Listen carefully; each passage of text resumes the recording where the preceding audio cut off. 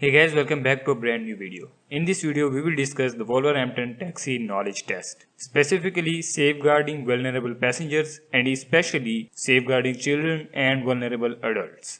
We will discuss what is safeguarding, the key terminologies used, and what you need to do in your test in order to pass the exam. The actual knowledge test includes 28 total questions, and in order to pass, you need to get 21 correct.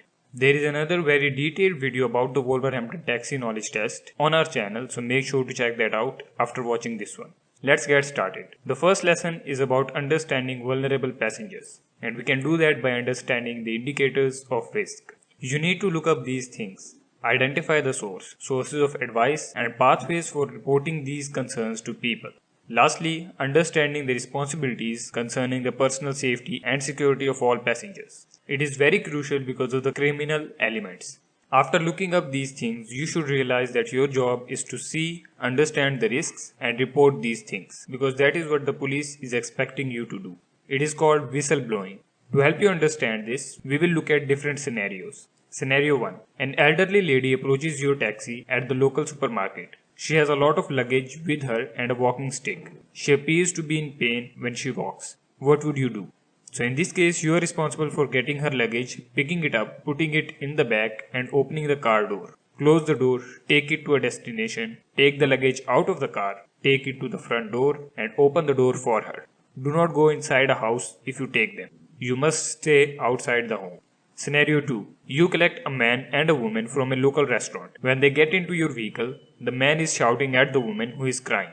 The man slaps the woman across the face during the journey to their home address. What would you do? The correct decision here is to ask permission. You do not get involved. Instead, you take a description like how close they were and what they were doing, when you dropped them off, what happened, and then report it to the police. So you could ask the woman, "Excuse me, do you need any help?" And if she says she is okay, then you should not get involved. Scenario number 3. You work in the city center and often pick up passengers from pubs and clubs. You notice that there are often high numbers of young people who appear to be drunk and underage coming out of a nightclub at weekends. When you arrive to pick up your passenger, you see a young girl leaving the premises. The girl seems to be about 14 or 15 years old and is very intoxicated. She is with 3 significantly more senior men and the group is walking towards your vehicle. In this case, you should report it to the police or ask the girl if she needs any help. Don't get involved immediately and don't refuse to take them. Don't tell them or don't make a situation that can lead to confrontation. This could be her uncles or it could be her family members, but still she is young and drunk, so you do need to report it. Scenario number 4. You know that one of your colleagues regularly picks up a 14-year-old girl from a children's home and takes her to a local hotel. What would you do? Once again, do not confront the taxi driver or your colleague. Tell the police or tell MASH. You should safeguard that child, a 14-year-old girl that is going to a local hotel. Many alarm bells should be ringing. That is your responsibility as a professional and adult. During all of these scenarios, you should understand your responsibilities, which include duty of care, meaning making sure that vulnerable people are always safe. Your duty to pass on information, to treat all the passengers with dignity and respect, and lastly, whistleblowing. You should be very responsible and alert because criminals are using taxis to escape criminal charges. That is what the police have found time and time again. And without your help, they will carry on doing that. And if you don't report anything, the police will never know. And they cannot do anything. So it is your responsibility to report such cases. You need to be aware that some people suffer harm due to abuse from others. And when this is happening, we must take action. Safeguarding is everyone's responsibility and it must be understood, which is why safeguarding is very important part of this exam. Now let's talk about the types of abuses. Physical abuse. This is like attacking someone. Sexual abuse is like hurting someone sexually. Psychological or emotional abuse is like telling someone that they're not good enough or saying that to yourself. Organizational. Like for example, if a passenger gets into your car, you drive them to their destination, they get out of your vehicle and then get into another taxi and go away.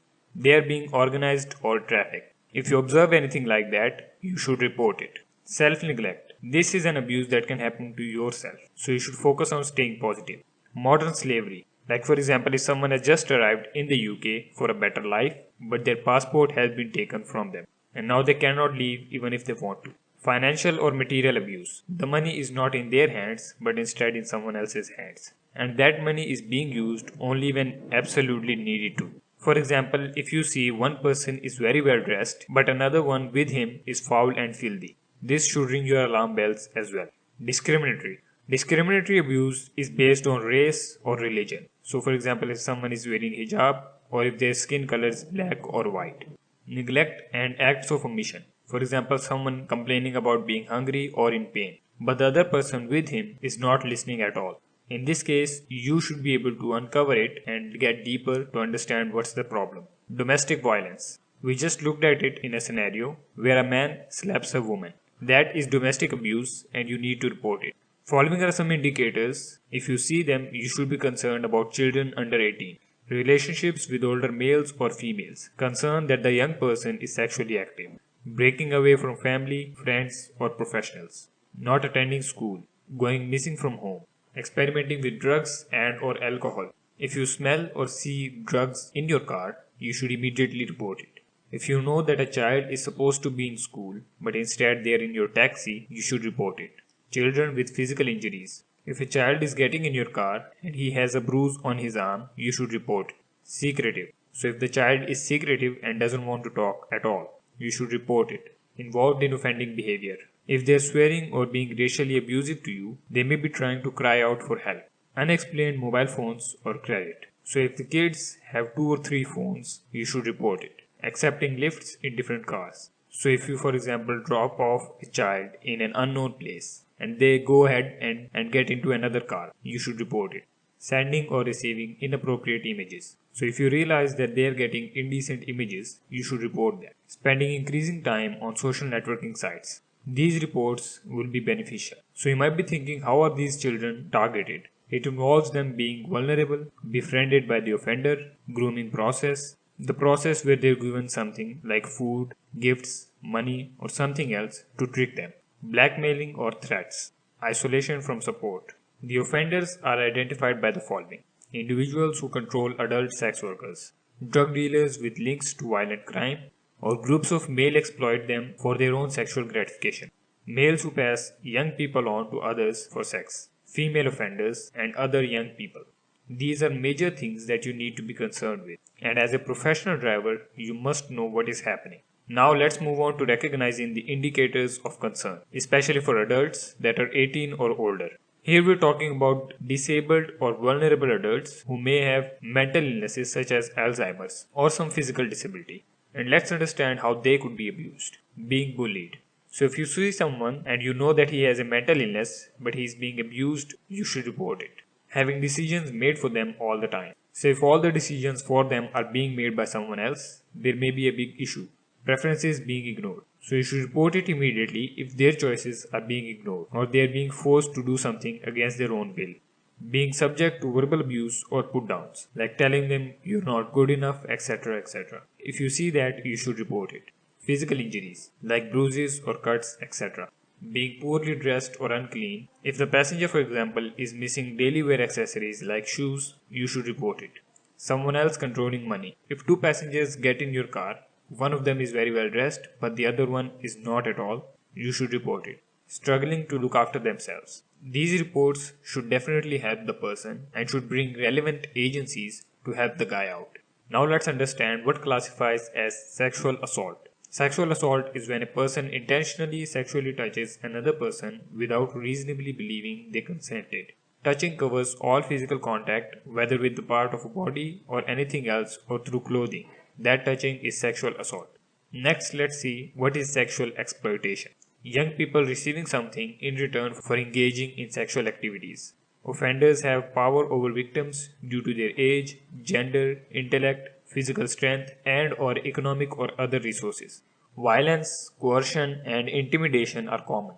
Like for example, an adult male showing a young girl money or status, etc. or other things to make that person the victim. And in worst case scenarios, violence, coercion, and intimidation are very common. Boys and young men can also be victims as well as girls and young women. Other terms include coercion. Coercion means to make them do something they don't want to do. Intimidation. Intimidation means telling them, I'm going to make you do this, and being violent towards them to get them to do what they want. In all these cases, as well as girls and young women can be victims. Now let's talk about the measures being taken to stop this. Just like this video, professionals are being trained to understand and recognize these sorts of exploitations. Young people are being warned of risks and are being told this and are being educated about this through education programs. The concerns reported to police or social care are being thoroughly studied and investigated. Information is being passed to the police to help prosecute the offenders. So working with the police is very important in order to stop these crimes. So how could this exam and its preparation affect you? Concerns about young people in your vehicle. Concerns about locations or venues at which you drop young people. Concerns about adults paying for young people's taxi fares. Concerns about young people's conversation in your vehicle. You should be concerned about all of this because safeguarding is everyone's responsibility. You can fulfill this responsibility by doing the following. Be aware of indicators of risk. Be aware of young people or adults you think may be at risk. Be aware of addresses you are taking young people or adults to. Pass on any information or concerns you have. Call 999 if the risk is imminent or assault is likely to occur. If concerned about a child, contact Children and Families Direct on 01158 764800. If concerned about an adult, contact Health and Care Point on 0300 300 3333 or 01158 761000 out of office hours. Make and keep a record of your concerns, what you did and why. And for further advice, contact John Davis Tell 0115 8761 358. Also, there is MASH, which is a multi-agency safeguarding hub. MASH can do things a lot faster than the police. And in these situations, just a couple of minutes or half an hour could be the difference between a terrible situation and saving someone's life. But during all of this, you should also be aware of your safety. So during these kinds of situations, you can protect yourself and others by doing the following. The most important thing is to keep a record of any incidents or anything else that you notice. Check at the point of booking if there are any vulnerability issues. This will allow you to prepare for the journey the right way. Ask the person booking if an escort for the vulnerable passenger is required and if they provide one. Let your control know or keep a record of the time you picked up the vulnerable passenger, the time and place you dropped them off, and whether there was any incident or anything significant on the journey. If you refuse to take a passenger, inform someone that you can't take them so they can deal with the person another way. For example, hospital staff, family, security staff, etc. Be professional. Don't exchange personal contact information and avoid swearing or aggressive behavior. Do not touch passengers. So don't try to get over friendly or exchange telephone numbers during the journey. Never accept an offer of a sexual favor instead of payment. You should wear the driver's badge issued to you in a conspicuous position. Explain to passengers if you're using a centralized locking system and don't just put it on without an explanation. Don't just assume that your passenger wants help, always ask first. Never follow a passenger into the house. Ask before making a journey shorter by going off the main roads using isolated country roads. Explain and give the passenger or the person booking a choice of routes. Never double up on a booking even if the passengers travel in a similar direction. They may pose a threat or risk to the other passenger. If you think the passenger is afraid, offer to ring the head office to tell them you have a passenger named Dash with you and give the address and approximate time of arrival. This reassures the person that they are safe and someone is monitoring the trip. As with all professions, if you are concerned about another driver's conduct, report your concerns to your operator or the relevant agency. So as a professional driver, you should be able to educate other drivers about identifying the risks in these types of situations and acting responsibly. And finally, always keep a record of any situation or incident that you are not happy with. The document should include what actually happened and what you did to keep yourself and the passenger safe. And we need to keep in mind that some people do suffer harm because of abuse from others. And when this is the case, we have to take some action. Safeguarding is everyone's responsibility and we should take this responsibility professionally. Now, after watching this video, you guys should be able to understand the following points. I understand the need to protect vulnerable adults, young people, and children. Identify possible victims of abuse by exploitation by understanding indicators of risk. Identify sources of advice and pathways for reporting concerns. They understand their roles and responsibilities concerning personal safety and security. And that's it for this video. Good luck with your test and your exam, and good luck with being a professional taxi driver. You can check out our channel for more informative videos about the Wolverhampton taxi test. That's it for this video. Thanks for watching.